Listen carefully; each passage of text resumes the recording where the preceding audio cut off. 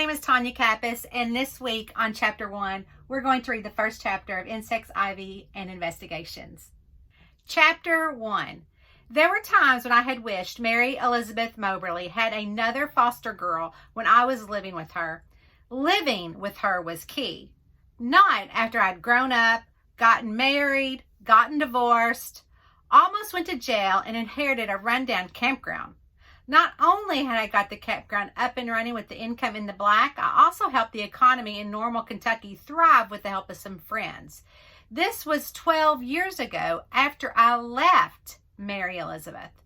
So when a woman with stringy, greasy black hair and matching black and blue bruises around her both eyes stood in the doorway of the milkery of the bed and breakfast Mary Elizabeth owned in Normal, claiming to be Mary Elizabeth's other foster daughter, call me a little leery.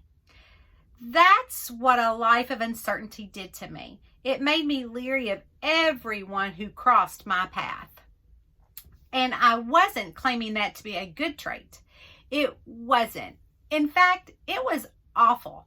Many times at night, I begged to wake up the next day with an attitude of everyone was kind-hearted until they proved me wrong. But life had not done that to me, making me a wee bit hard-hearted. So they say in Kentucky, and people had to prove that they were kind and good.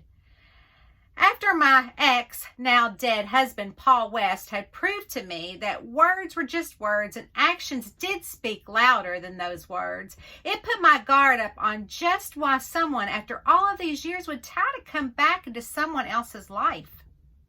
Yep, take Alicia Becker, for instance. Yeah, she was the skinny chick that had waltzed right on into the screen door of the milkery with the face that someone had had the pleasure of knocking around on and who proclaimed she was Mary Elizabeth's long-lost foster daughter. Really, May? I questioned myself and beat the steering wheel at the palm of my hand on the way back to Happy Trails Campgrounds. You are questioning what Mary Elizabeth did when you up and climbed out the bedroom window as soon as the clock struck the actual time you were born on your 18th birthday? So I talked to myself. I did that a lot growing up, hence the no other girls in Mary Elizabeth's home. It was also due to the fact that my pride got in my way a lot, and I never really wanted to dump my problems on anyone. I was a fix-it girl. Today I was bound and determined to fix this Alicia character and find out what she wanted. I snorted and gripped the wheel, glancing over at Fifi, my miniature poodle and constant companion. What do you think? I asked her. She wagged her tail before she got up and looked out the window as I took the right turn to head up the long drive to the campground where we lived and that I owned, located deep in the Daniel Boone National Forest. Fifi propped herself up on her hind legs and pawed at the passenger side window, her way of telling me to roll it down so she could stick her nose out for some fresh air.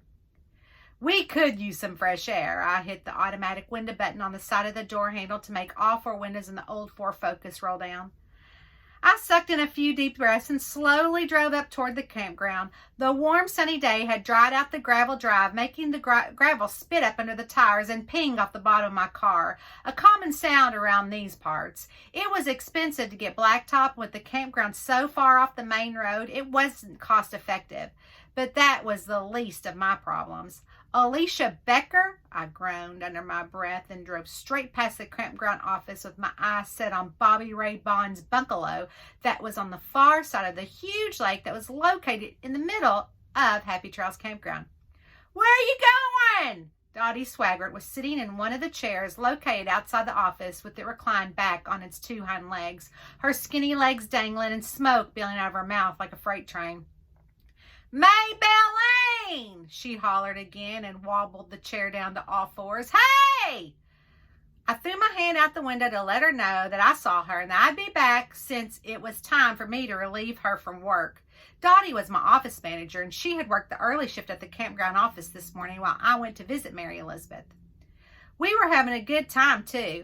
We were baking and laughing like a mother and daughter like to do together. It was going great. I cherished those times, probably because I'd spent the better part of the past 2 years making up to her for being such a pill when I was a teenager, and she actually took me in after my family had died in a horrific house fire.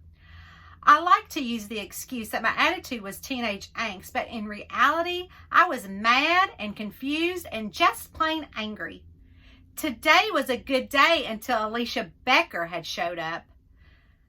Come on. I pulled right behind Bobby Ray's truck on the concrete pad next to the bungalow where I let him live for free and threw the car in park. You can run around, I told Fifi.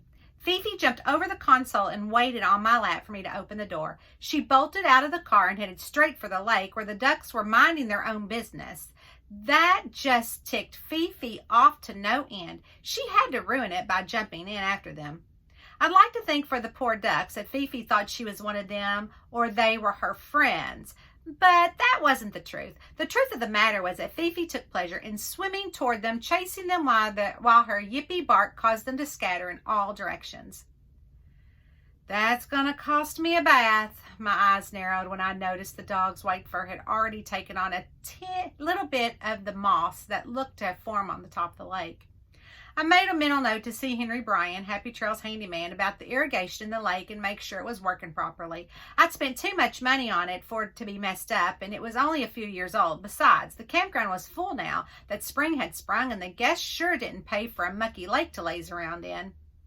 Seeing Henry was going to have to wait, though. I slammed the car door and stalked up to the front of the bungalow door, giving it a hard knock before I turned the knob and walked in. Something I normally did. Bobby Ray, who is? My mouth closed. My eyes grew big when I saw Bobby Ray bent down on one knee with the little box open in front of Abby Fawn. Abby's shoulders dropped, and Bobby Ray hung his head. I gulped. Alicia Becker?